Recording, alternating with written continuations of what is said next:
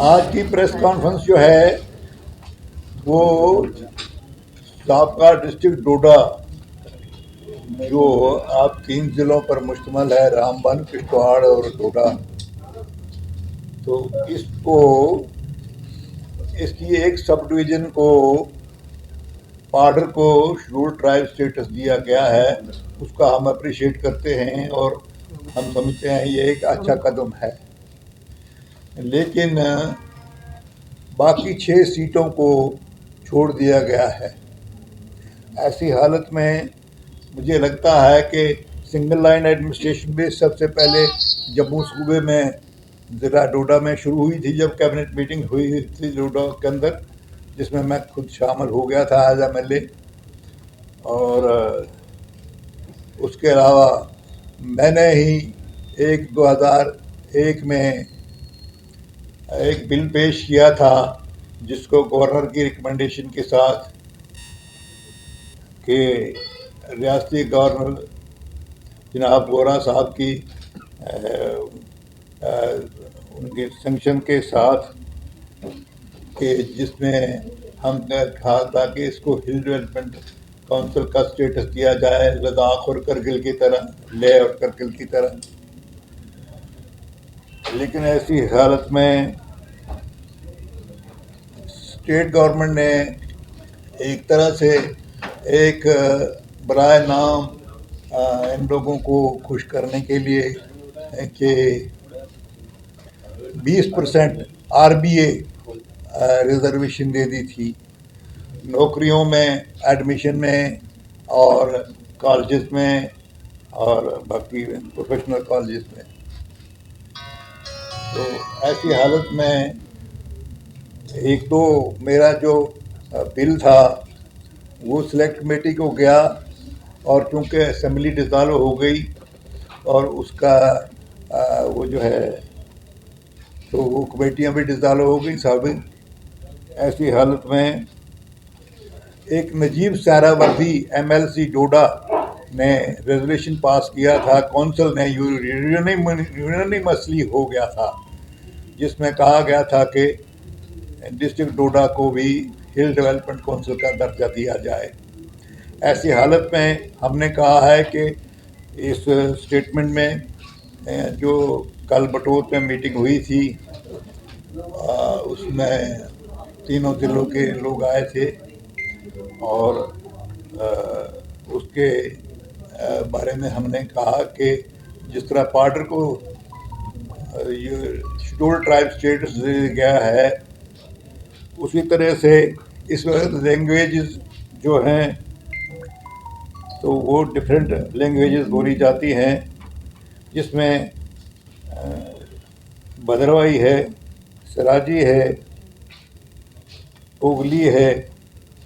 किश्तवाड़ी है और खसाली है और चमलवासी है। तो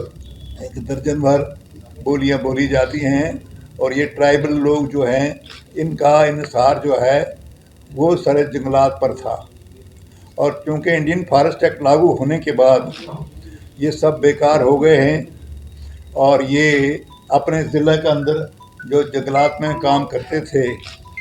उसके अलावा ये हिमाचल प्रदेश के कोट खाई में, जुब्बल में और मंडी में और शिमला में जा कर के मजदूरी करते थे। इनका दारोमदार जंगलात पर ही था।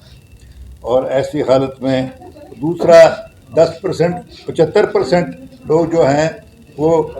गिरान, चीरान और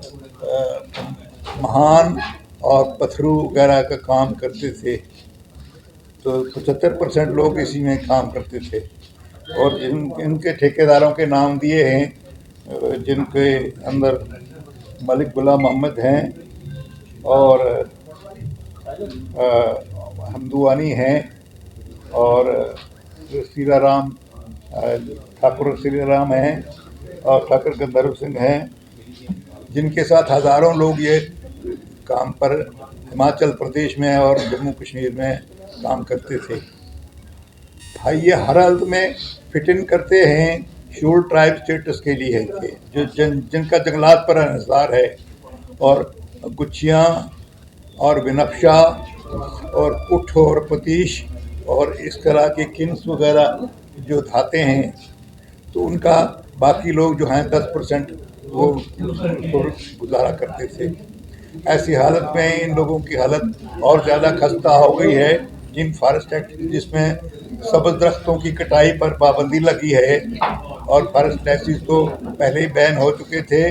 लेकिन जो फॉरेस्ट कॉरपोरेशन यहाँ काम करती थी उसमें हज़ारों लोग बेकार हो गए हैं। ऐसी हालत में हम समझते हैं कि ये जंगलात पर निर्भर हैं और इनका जो है इनके साथ बहुत ज़्यादती हुई है। और जो इंडियन फॉरेस्ट एक्ट लागू करने के बाद जो जहाँ इस तरह से ग्रीन फेलिंग के पर पाबंदी लगी है, उस सिलसिले में मैं समझता हूँ ये 75% उससे, और 10% जो हैं वो कम से कम ये कुठ पतीश और ये नीलम और जिप्सम वगैरह के आमदन से इनका गुजारा चलता था। तो अब ये गरीब लोग हैं और इनके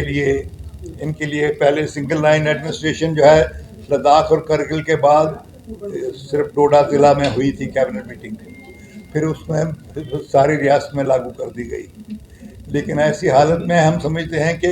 ये एरिया जो है वो बोलियों के लिहाज से, कल्चर के लिहाज से और हर लिहाज से, पेशे के लिहाज से, खान पान के लिहाज से जो शेड्यूल ट्राइब स्टेटस में आता है, और इसमें ये कबीले जो हैं जो मुख्तलिफ लैंग्वेजेस बोलने वाले, इन लोगों को शेड्यूल ट्राइब स्टेटस देना चाहिए। और अगर गवर्नमेंट ने इस पर ध्यान नहीं दिया तो इसके लिए हम पूरा एजुकेशन करने के लिए तैयारी कर रहे हैं।